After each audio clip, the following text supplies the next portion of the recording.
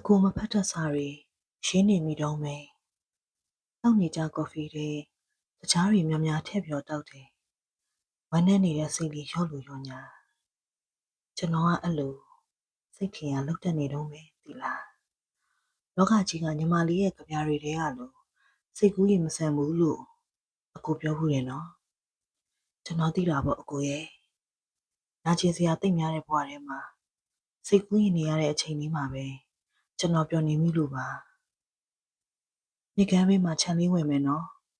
ညီမလေးကြိုက်တဲ့ခန်းကော်ပီလေးစိုက်မယ်အကိုချစ်တဲ့ရှင်ကားလေးတွေလည်းမွေးမှာပေါ့တယောက်တည်းမှတ်ခဲ့တဲ့အိမ်မက်လေးဟာချစ်ချစ်ကိုယ်ရုပ်ဆိုင်ရှင်မှာကိုတဘောကြတဲ့အယုတ်လေးကိုငေးမိမတွေဆွဲခေါ်ရနောက်လမ်းပြန်ပါသွားတဲ့ကလေးလေးကိုတွေ့ဘူးလားမရနိုင်မှန်းသိပေမဲ့အချီမလွဲနိုင်တာမျိုးပေါ့အကိုဖုန်းနံပါတ်တွေမပြောင်းဖြစ်နဲ့နော်အကိုအနှောက်အယှက်ဖြစ်ရလောက်ထိခဏခဏမခေါ်ပါဘူးပြင်းပြင်းပြပြနာကျင်ရချိန်တွေမှဒါအကိုရဲ့ဟယ်လိုတန်လေးနားထောင်ခြင်းအောင်ပါဖုန်းနံပါတ်တွေမပြောင်းဖြစ်ပါနဲ့နော်အယူတယောက်လိုတွတ်ရှိရုခဲ့လမ်းခွဲတစ်ခုရောက်နေတာတော့မျက်နှာမလွဲနိုင်နဲ့ညံနေတဲ့ကလေးမလေးဟာကျွန်တော်ပေါ့ငငယ်ကလေးကလိုချင်တာဆိုရင်တခါမှ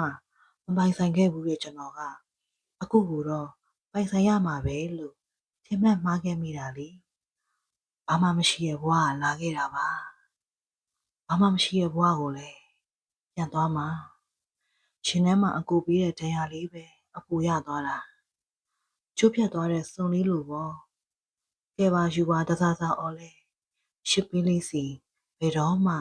ပြန်မရောက်နိုင်တော့တာမျိုးလေခြံထားရစ်နိုင်သူတွေမှုခြံသွားတာထွက်ခွာနိုင်သူတွေမှုထွက်ခွာတာကျွန်တော်ကတော့ဘုံနေမြဲကြားနေမြဲပါပဲတယောက်တည်းပြပြတတီအသေးတွေကွယ်ညီမလေးတယောက်လိုချစ်တယ်လို့အကိုပြောဘူးတယ်နော်နောက်ဆုံးအနေနဲ့တော့ကျွန်တော်ကောင်းကိုဖွားဖွားပုတ်ပြီးလိမ့်လိမ့်မာနေဖို့မမတော့ဘူးလားအကိုကဖြတ်သားနိုင်လိုက်တာအနှစ်ကာလမက်ခဲ့တဲ့အိမ်မက်တွေလည်းတစားစီကွယ်ကိုမျောလင့်ထားခဲ့သလောက်ကိုပဲ